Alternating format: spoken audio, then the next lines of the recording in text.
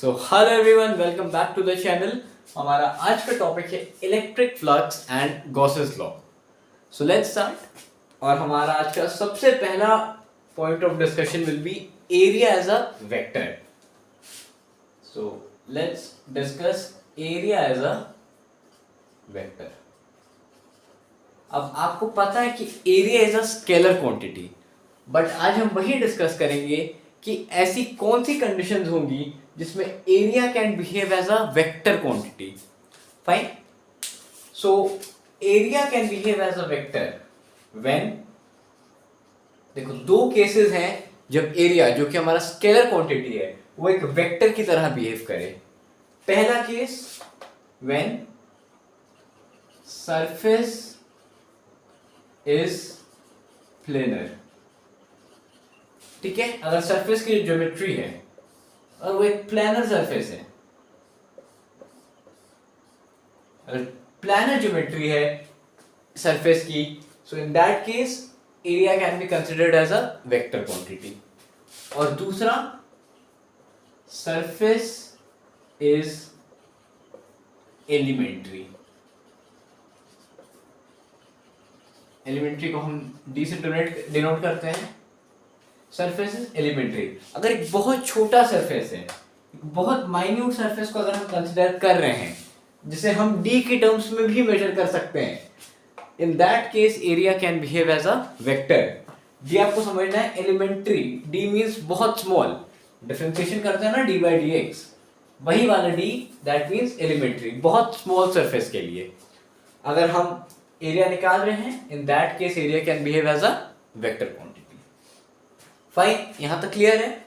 Surface is planar, surface is elementary. Now अब बात करते हैं टाइप्स ऑफ सरफेस के बारे में। देखो सरफेस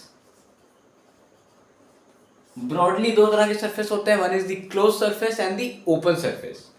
हमें देखना है कि दोनों सरफेसेस में हम एरिया वेक्टर कैसे मार्क करते हैं। फाइन।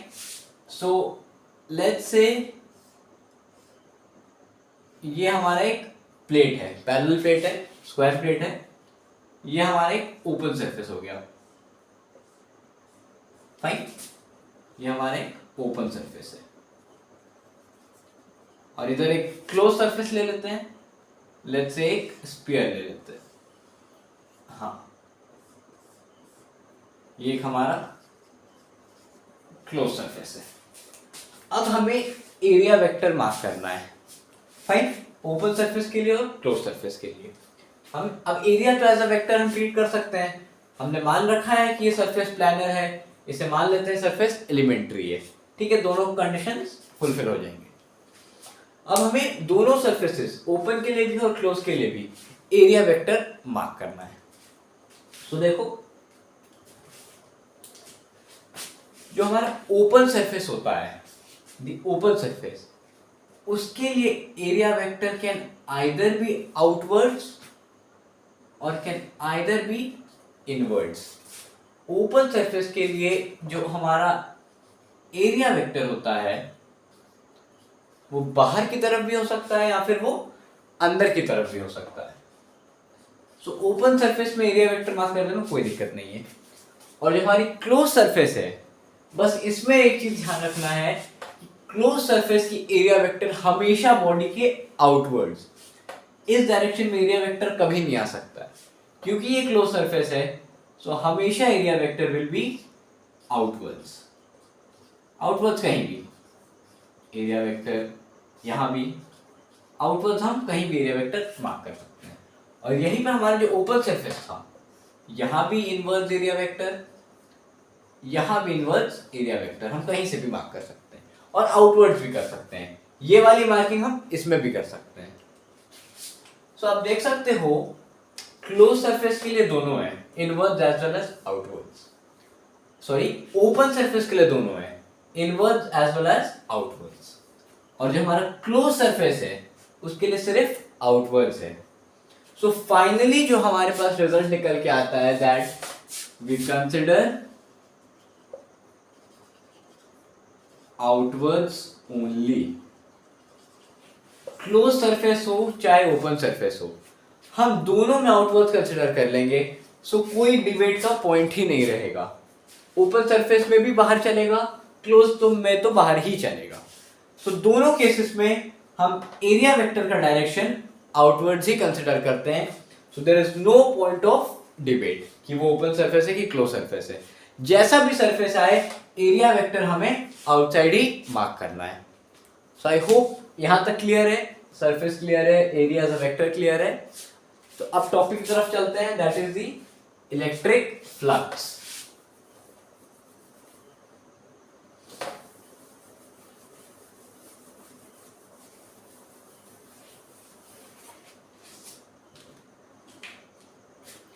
इलेक्ट्रिक फ्लक्स, अब इलेक्ट्रिक फ्लक्स क्या डिनोट करता है? सबसे पहले इसका मतलब, what does electric flux mean, क्या फंक्शन क्या इलेक्ट्रिक फ्लक्स का? So electric flux give a rough idea, एक रफ आइडिया देता है about the number of field lines crossing through a surface. बस electric flux gives a rough idea about number of electric fields crossing a surface. ठीक है, clear है? अब देखो electric flux को लिखते कैसे, इलेक्ट्रिक फ्लक्स को लिखते कैसे, ये होता है हमारा इलेक्ट्रिक फ्लक्स का सिंबल। ठीक है, that is equal to E vector dot D A vector. ठीक है, electric flux is equal to E vector dot D A vector. Fine, अब इसे हम दो तीन और तरह से लिख सकते हैं, लिख के देखते हैं। पहला, हम डी फ्लक्स ले लेते हैं। फाइन, डी फ्लक्स का मतलब आपको पता होगा, हमने बहुत छोटा फ्लक्स कंसिडर किया है। एक छोटा सरफेस कंसिडर करते हैं तो हमारा जो फ्लक्स है वो भी छोटा होगा। सॉरी, यहां पे सिर्फ ए वेक्टर होगा, हाँ, ई वेक्टर डॉट ए। अब हम डी कंसिडर करते हैं, बहुत छोटा फ्लक्स।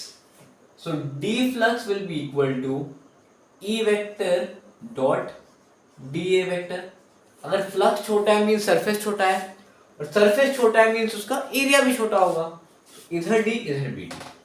अब इलेक्ट्रिक फ्लक्स तो कांस्टेंट है, उसे हम कांस्टेंट मानेंगे, तो उसे छोटा बड़ा कम ज्यादा तो हम कर ही नहीं सकते। राइट, तो D flux is equal to E vector dot D A vector. अब एक काम करते हैं, हम डी को हटाते हैं। सो अगर डी हटेगा तो हमें इंटीग्रेट करना पड़ेगा। अगर डी एक स्मॉल पार्टिकल है तो सारे पार्टिकल को जब हम इंटीग्रेट करते हैं तभी हमारा बड़े पार्टिकल का एरिया आता है।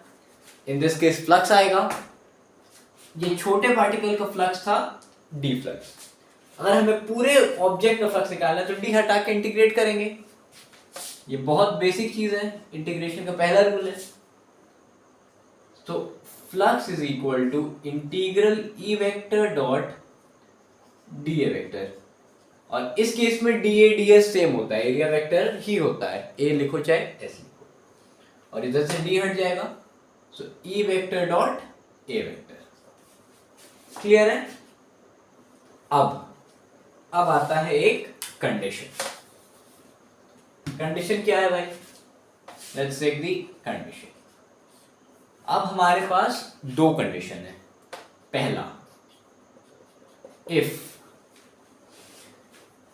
सरफेस इज प्लैनर,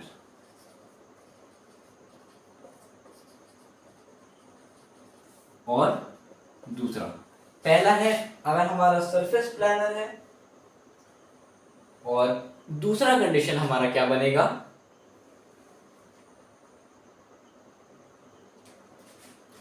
अगर हमारा सरफेस प्लैनर है और अगर हमारा इलेक्ट्रिक फील्ड कांस्टेंट है। मैंने पहले ही बोला था इलेक्ट्रिक फील्ड तो हमारा कांस्टेंट ही रहेगा, हमने कांस्टेंट मानना है। If surface is planar and if electric field is constant, surface को प्लैनर मान लेंगे, इलेक्ट्रिक फील्ड को कांस्टेंट मान लेंगे, in that case flux will be equal to E vector dot A vector। हमारे न्यूमेरिकल्स में हमें इसी का काम है। Flux is equal to E vector dot A vector, और नेचुरली हम डॉट को हटाएंगे तो हमारा flux will be equal to E A cos theta. आपको पता होगा डॉट को हटाते हैं कॉस थीटा आता है, क्रॉस को हटाएंगे तो साइन थीटा आएगा। इधर डॉट है, डॉट को रिप्लेस करेंगे ई ए कॉस थीटा। सो ये आ चुका है हमारा flux, that is E into A into cos theta. अब एक बेसिक लॉजिकल सवाल लेते हैं कॉन्सेप्ट क्लियर करने के लिए। लेट्स से ये हमारा एक सर्कुलर डिस्क है।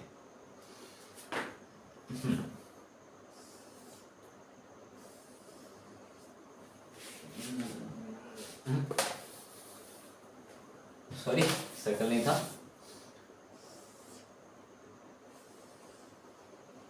हाँ, लेट्स से ये हमारा एक सर्कुलर डिस्क है। एक्सिस मार्क कर लेते हैं, एक्स एक्सिस, वाई एक्सिस। ऐसे जरूरत नहीं थी एक्सिस मार्क करने की, फिर भी कर ठीक है। अब इलेक्ट्रिक फील्ड का डायरेक्शन मार्क करते हैं। मान लेते हैं इलेक्ट्रिक फील्ड इस डायरेक्शन में, ठीक है। इलेक्ट्रिक फील्ड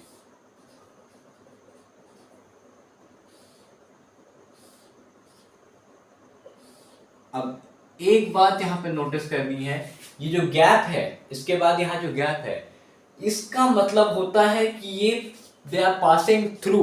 अगर गैप नहीं होता, अगर हम ज्वाइन कर देते, इसका मतलब ये फील्ड लाइन सरफेस के ऊपर से चले जाते।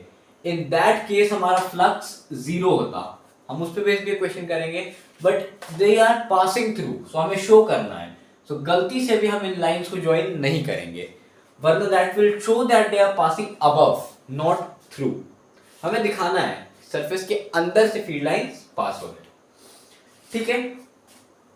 ठीक है, ओके फाइन। अब अब अब अब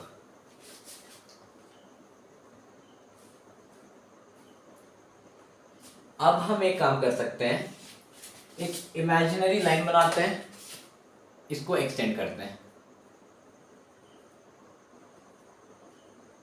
ठीक है। एक इमेजिनरी लाइन बनाया, इसको एक्सिस से कनेक्ट किया।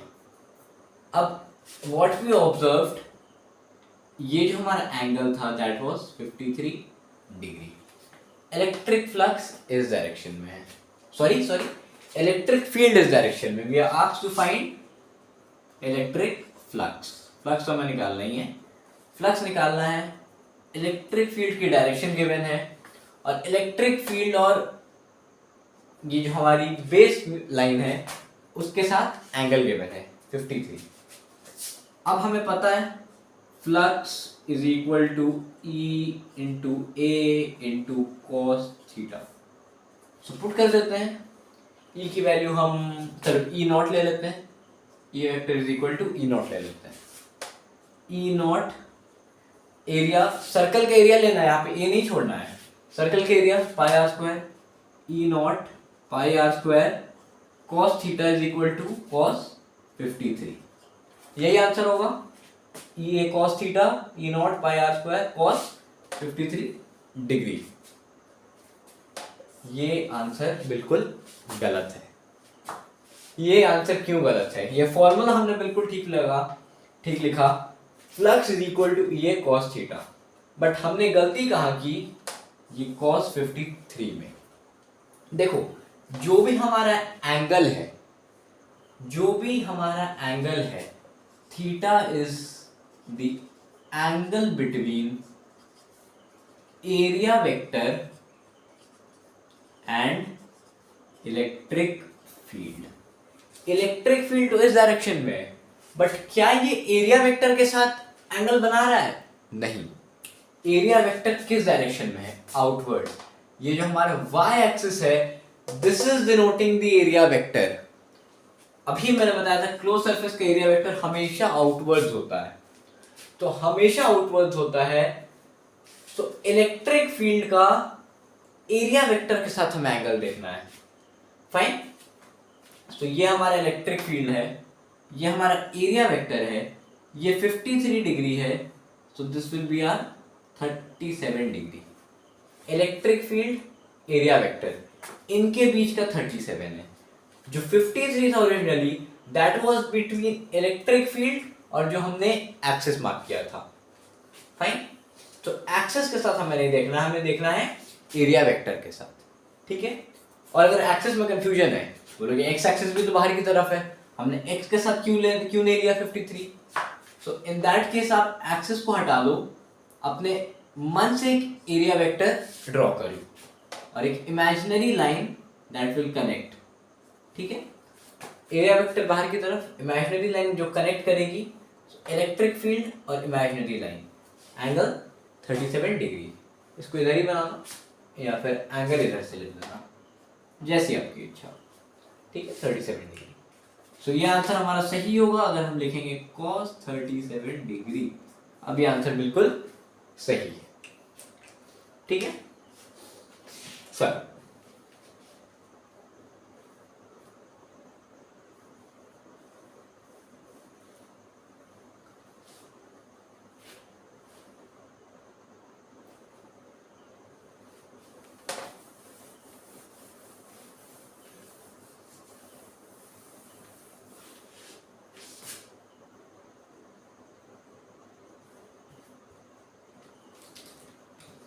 अब एक और क्वेश्चन लेते हैं. एक और क्वेश्चन जो अभी कहा था कि अगर सरफेस के ऊपर से पास हो जाए इलेक्ट्रिक फील्ड लाइंस तो क्या होगा. सेम सर्कल लेते हैं.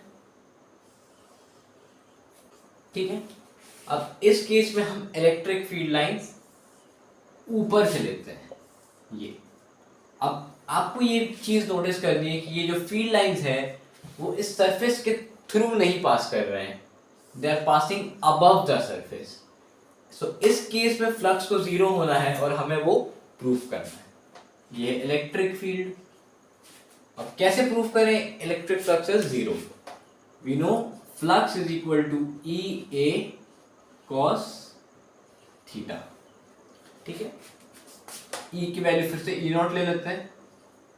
ई नॉट, ए की value pi are square cos theta. अब cos थीटा क्या करना है, area vector electric field vector. Area vector close surface का कहां, बाहर. एरिया वेक्टर कहां, बाहर. सो आप दोनों केस में देख सकते हो एरिया वेक्टर और इलेक्ट्रिक फील्ड के बीच का एंगल है 90 डिग्री. यहां भी 90, यहां भी 90. So fine. सो आप देख सकते हो फाइनली जो हमारा एरिया वेक्टर और इलेक्ट्रिक फील्ड का एंगल है that is making 90 degree. So cos 90 and cos 90 is 0. ये पूरा term will be equal to 0. Therefore, flux is equal to 0. I hope this is clear. अगर ऊपर से फील्ड लाइन जा रही है तो in that case always electric flux will be 0. अब एक क्यूब वाला सवाल लेते हैं. That is very very famous. Find the electric flux passing through a cube. Cube लेंगे, उसके अलावा इलेक्ट्रिक फील्ड लाइंस प्रोड्यूस करेंगे और हमें फ्लक्स निकालना है. तो निकालते हैं. चलो ये है हमारा क्यूब. थोड़ा सा टेढ़ा बनाते हैं, देखने में सही रहेगा.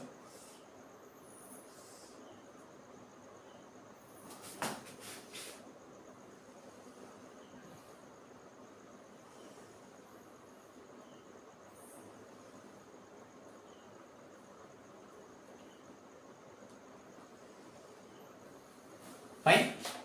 सो ये है हमारा क्यूब. अब क्यूब के आप सबको पता है 6 सरफेसेस होते हैं, 6 साइड्स. पहला, दूसरा, देखो एक ऊपर एक नीचे, 2 लेफ्ट राइट, 3 4. अब एक पीछे एक आगे, ये आगे वाला ये पीछे वाला. तो टोटल जो हमारे सरफेसेस होते हैं दैट इज 6. अब हम सारे सरफेसेस को नंबर करते हैं. लेट्स से 1, सारे एजेस को सारे एजेस को नंबर करते हैं. 1 2 3 4 5 6 7 8. ठीक है। अब अगर हमें ये सरफेस लेना है तो दैट विल बी 1378, ये सरफेस लेना है दैट विल बी 1234। चलो क्लियर है। अब हम एक्सेस भी मार्क कर ही लेते हैं। This is X axis, this is Y axis and this is Z axis. और इलेक्ट्रिक फील्ड लाइंस हमने इस डायरेक्शन में प्रोड्यूस की। E vector is equal to E not in the direction of I cap. I cap mean X के direction. ठीक है। अब 6 plates हैं, आपको पता है क्यूब मतलब प्लेट से मिलके बने होंगे, तो 6 प्लेट्स हैं, दैट मीन्स 6 सरफेस। अब सारे 6 सरफेसेस के पासिंग जो इलेक्ट्रिक फ्लक्स पास हो रहा है, सारे 6 सरफेस से हमें वो अलग अलग निकालना है और एंड में ऐड करना है। सो निकालते हैं, शुरू करते हैं। पहला प्लेट लेते हैं 1 2 3 4, ये पहला प्लेट हम बाहर लेते हैं। सो 1 2 3 4, ये हमारा पहला प्लेट हमने बाहर ले लिया। अब हमने कहा था हमें कोई मतलब नहीं है ओपन सरफेस है या क्लोज सरफेस है, एरिया वेक्टर हम हमेशा आउटवर्ड्स ही लें। अब ये नीचे है तो ऑब्वियसली इसका आउटवर्ड्स नीचे की तरफ होगा, ये नीचे वाला प्लेट है, ऊपर तो नहीं ले सकते हैं, ये फिर क्यूब के इनवर्स हो जाएगा। हमने आउटवर्ड्स माना है तो हम सब में आउटवर्ड्स ही लेंगे। वैसे इनवर्स भी लेंगे गलत नहीं है, बट क्योंकि इजी रहे हम आउटवर्ड्स लेंगे। तो आउटवर्ड्स ले लेते हैं area vector, centre area vector. Electric field का डायरेक्शन इधर इधर, ये इलेक्ट्रिक फील्ड, ये 90 डिग्री। सो क्या आप देख सकते हैं 0 हो गया, ई A cos 0, sorry E A cos 90, तो पूरा हमारा टर्म हो जाएगा 0। सो हम यहां पे लिखते हैं, चलो यहां पे हम लिखते हैं फ्लक्स थ्रू सरफेस 1 2 3 4, 1 2 3 4 हमारा 0 आ गया। अब दूसरा सरफेस लेते हैं, दूसरा सरफेस है हमारा, कौन सा लें, नीचे वाला लिया, अब ऊपर वाला लेते हैं 5 6 7 8।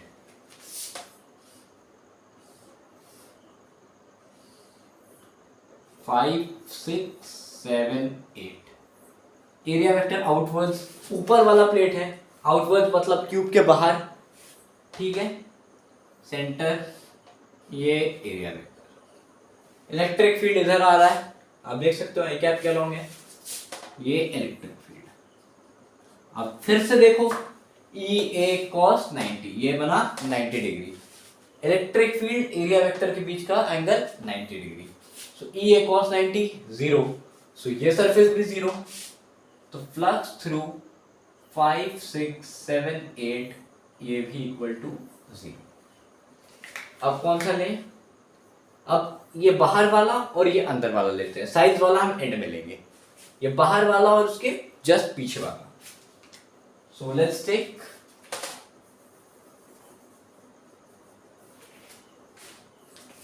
ये लेते हैं, दैट इज 3 4 7 8, ये 3 4 7 8 ले लिया, ये वाला है, ये 3 4 7 8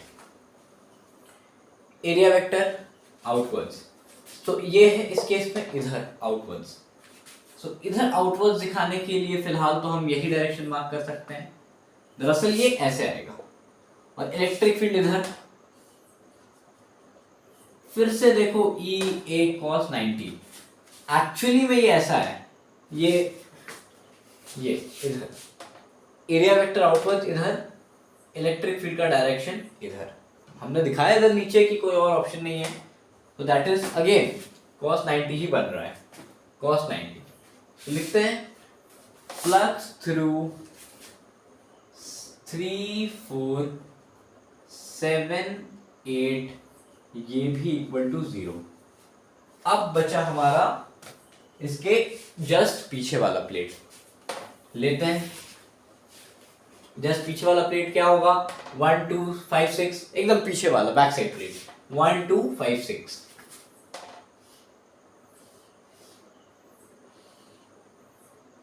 1 2 5 6 पीछे वाला फील्ड प्लेट है, इलेक्ट्रिक फील्ड आउटवर्ड्स दिखाना है, पीछे मतलब इधर, उसके पीछे क्यूब के बाहर।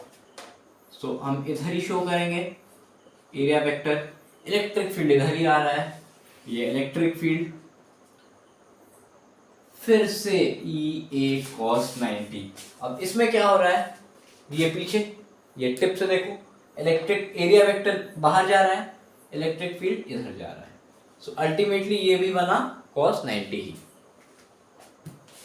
ये ऐसे नहीं जा रहा है, ऐसे देखा जाए तो ये अंदर ऐसे जा रहा है, और electric field is this direction, cos 90।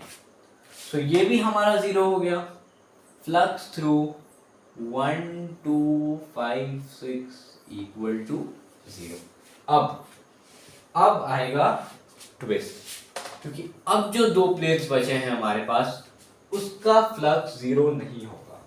कौन कौन से प्लेट्स बचे हैं, ये 1375 2468, ये दो हमारे साइड फेसिंग प्लेट्स बचे हैं। सो उसे हम मार्क करते हैं पहले।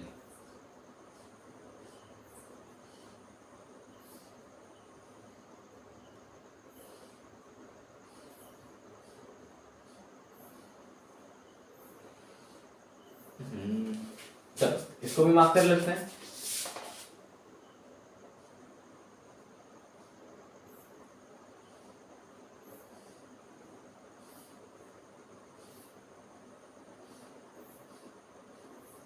मार्क कर लेते हैं।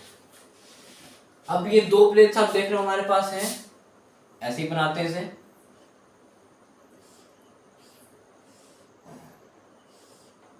ये हमारे पास था 1357, ये प्लेट ऐसा देखो, ये प्लेट हमने सीधा निकाल के यहाँ लगा दी, 1378, उससे भी बनाएंगे बाद में। अब इसका एरिया वेक्टर आउटवर्ड्स, ये साइड फेसिंग प्लेट है, सो इसका आउटवर्ड्स इधर, साइड फेसिंग प्लेट है, इसका आउटवर्ड्स इधर। सो ये हम सेंटर ले लेते हैं, यहां से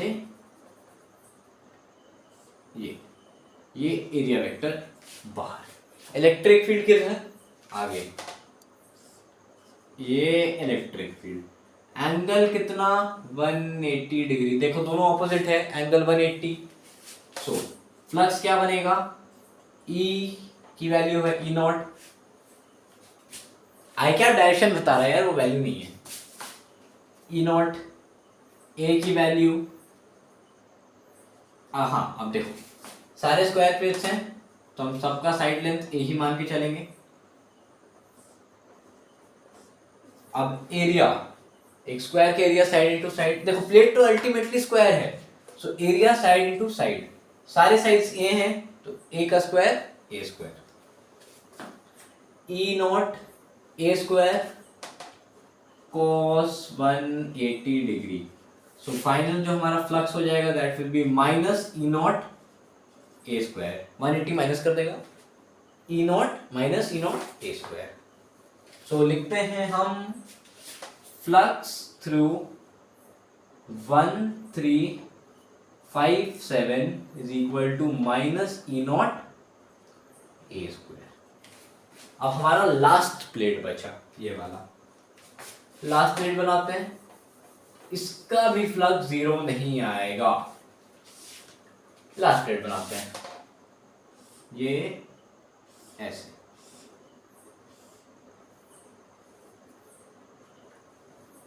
टू 2468 क्लियर है। ये हमारा इस तरफ फेसिंग प्लेट है, इस तरफ फेसिंग प्लेट है, इसका एरिया वेक्टर इधर आउटवर्ड्स, देखो ये इधर प्लेट है, इसका इनवर्स होगा, ये आउटवर्ड्स होगा, ये क्यूब के बाहर, इसका बाहर ये था, सो ऑब्वियसली ऑपोजिट साइड है, तो इसका बाहर भी ऑपोजिट होगा, इसका हमने इधर मार्क किया था, सो इसका इधर, ये एरिया वेक्टर। इलेक्ट्रिक फील्ड किधर है, इलेक्ट्रिक फील्ड भी सेम डायरेक्शन में है, along I cap, so electric field भी सेम डायरेक्शन में है। So flux is equal to E A cos theta, E की वैल्यू ई नॉट, ए की value A square, cos theta की value cos zero, क्योंकि दोनों सेम डायरेक्शन में angle zero है और कॉस जीरो इज 1।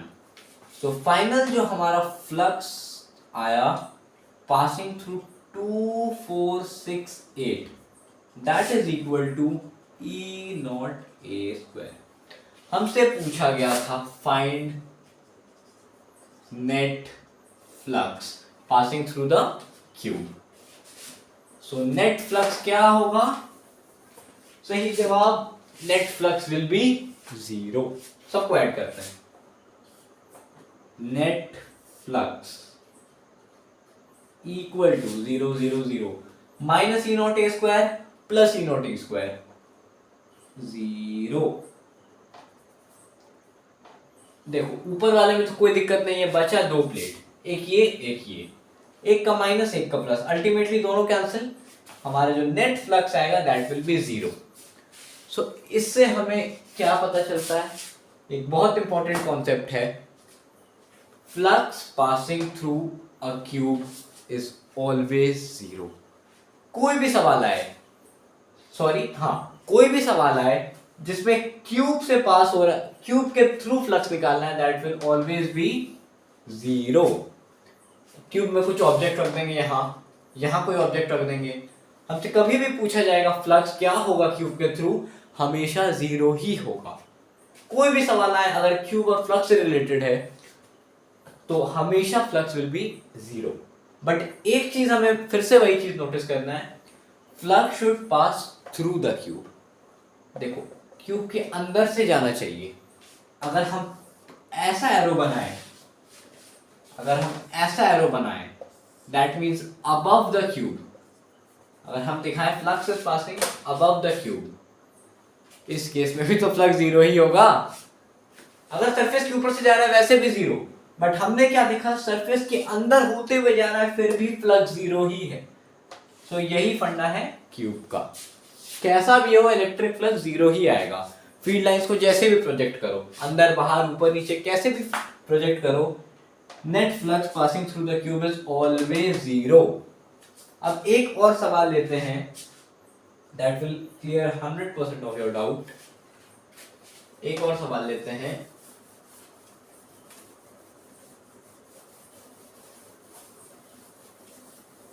एक और सवाल लेते हैं। तो इस सवाल में क्या चेंज है, क्या चेंज है, क्या चेंज है? चलो फिर से अपना वही क्यूब लेते हैं, पुराना वाला प्यारा सा,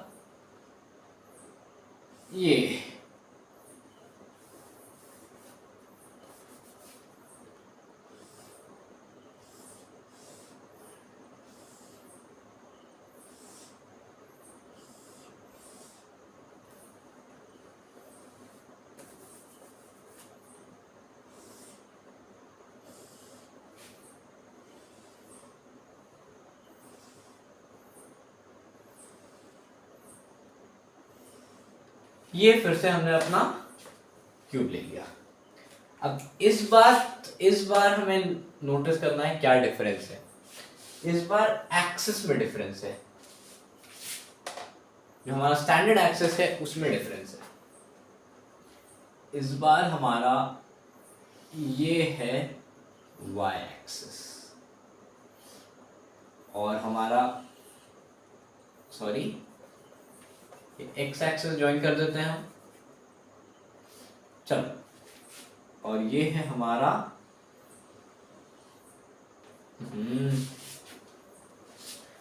नेवर माइंड,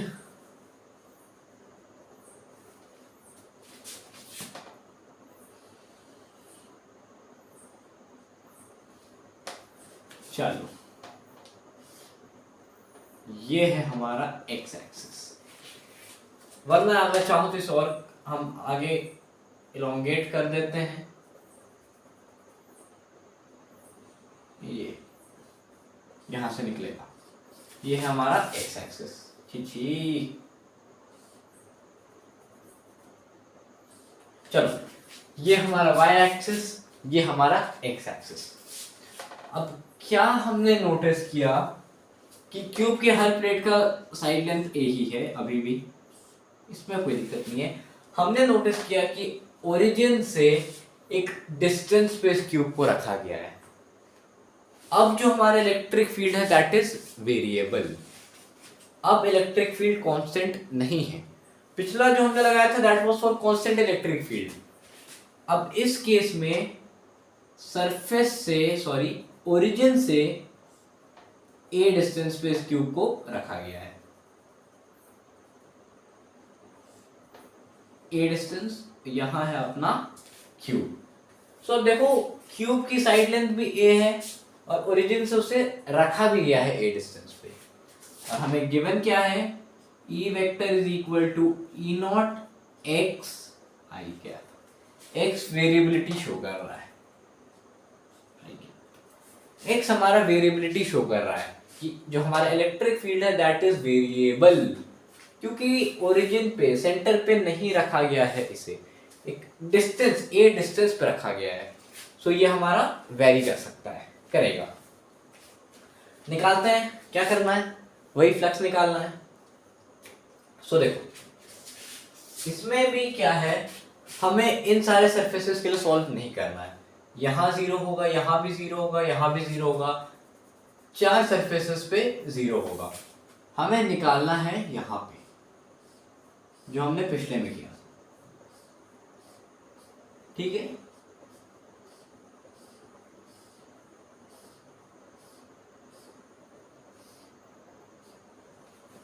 ठीक है, अब इस केस में हम इसे मार्क कर लेते हैं। चलो 1 2 3 4 ही कर लेते हैं ना।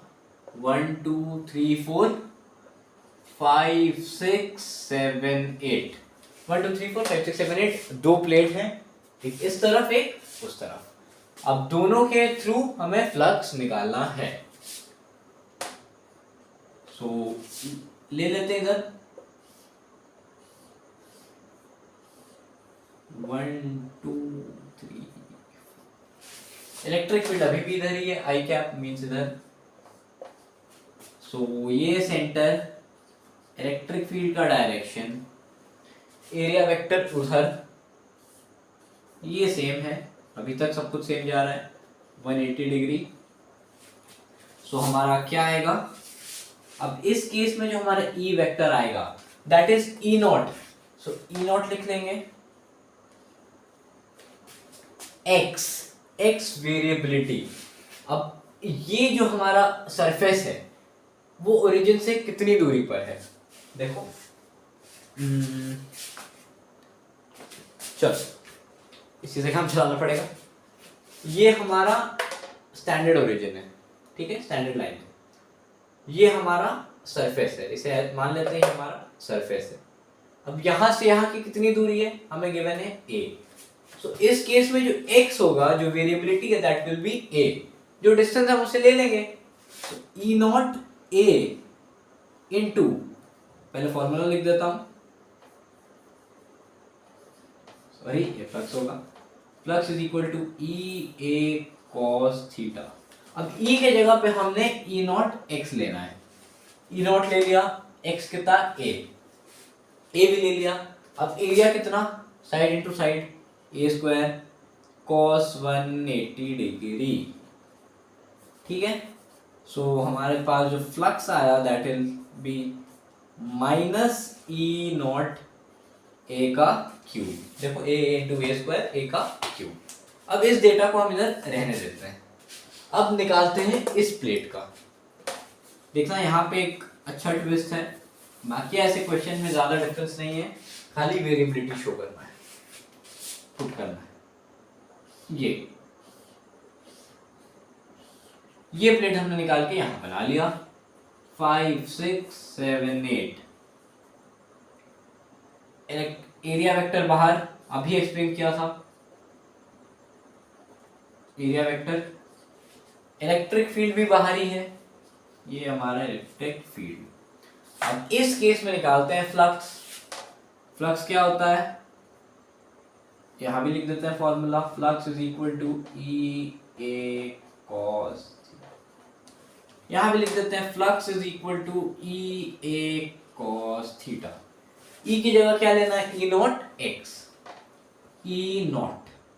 अब एक्स की जगह यहाँ पे तो ए लिया था, बट यही ट्विस्ट है, यहाँ पर भी हम ए नहीं लेंगे, क्योंकि अब हमारा सरफेस इस साइड पे है, ये सरफेस और ये ओरिजिन था, अब ये सरफेस और ये ओरिजिन है। सो अब देखो ओरिजिन से फर्स्ट सरफेस तक का डिस्टेंस ए है, अब फर्स्ट सरफेस से इस सरफेस का भी तो डिस्टेंस ए है, यहां से यहां तक का भी तो डिस्टेंस ए है।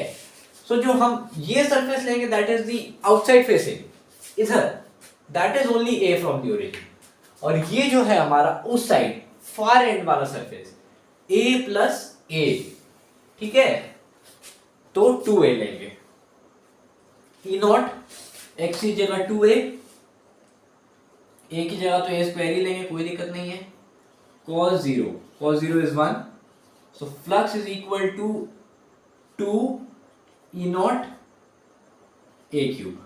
देखो ये तो ए क्यूब होगा, 2 बाहर ले लिया, 2 ई नॉट ए क्यूब। सवाल अब भी वही रहता है, सवाल अब भी वही रहता है, find net flux, find net flux. निकाल लेते हैं, नेट फ्लक्स क्या आएगा, net flux will be this minus this, obviously बड़े से छोटा माइनस करेंगे, so 2 E not a cube minus E not a cube, so 2 में से 1 गया, that will be E not a cube. This is our flux passing through the cube. अब देखो इससे हमें क्या पता चलता है, इससे हमें क्या पता चलता है, पिछले केस में तो आराम से आ गया था, मैंने कहा था flux passing through any cube is 0, बोलो कि यहां भी तो क्यूब है, यहां क्यों नहीं फ्लक्स 0 आया, क्योंकि इस बार हमारा फ्लक्स एक्सिस पे नहीं रखा गया था, इस बार हमें दिखाया गया है कि जहां से मेजर करना है, जिस पॉइंट ऑफ मेजरमेंट से एक डिस्टेंस पे इस क्यूब को रखा गया है, सो ऐसे केस में फ्लक्स कभी 0 नहीं होगा। ऐसे केस में हमने निकाला flux E not a cube. Same हमने पिछले में किया था, इसे एक्सिस पे रख दिया था, जहां से मेजर करना वहीं पे रख दिया था, उस केस में हमेशा फ्लक्स विल बी 0। इस केस में इलेक्ट्रिक फील्ड इज वेरिएबल, एक डिस्टेंस पे रखा गया है, जो पॉइंट ऑफ मेजरमेंट है उससे कुछ डिस्टेंस छोड़ के रखा गया है, तो इस केस में electric field will be variable, क्योंकि देखो यहाँ पे गिवन था E is equal to E not x I cap, x दिखा रहा है कि इलेक्ट्रिक फील्ड की वैल्यू वेरिएबल है, तो उस केस में हमने निकाल लिया, that was E not a cube. अब इधर अगर हम कुछ चेंजेस कर दें, अगर हम इधर 3a डाल देते तब क्या होता, अगर सेंटर से हम 3a की डिस्टेंस पे कर देते तो क्या होता, इधर 3a हो जाता, इधर क्या होता 4a हो जाता, सेम वही हमारे पास क्या बनता 3 ई नॉट ए क्यूब, इधर क्या बनता 4 ई नॉट ए क्यूब। तो फाइनल हमारे पास क्यू नेट तब भी क्या आता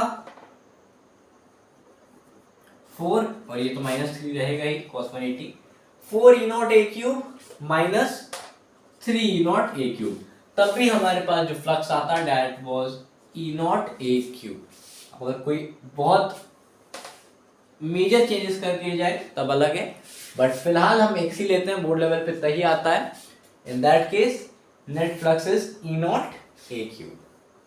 सो इलेक्ट्रिक फ्लक्स खत्म हुआ, गॉस थ्योरम अगले क्लास में। So I hope the video is clear, आपको समझ में आ गया इलेक्ट्रिक फ्लक्स, और नेक्स्ट वीडियो में हम गॉस थ्योरम और एप्लीकेशन ऑफ गॉस थ्योरम दोनों कंप्लीट करेंगे। So that's all for today, thanks for watching.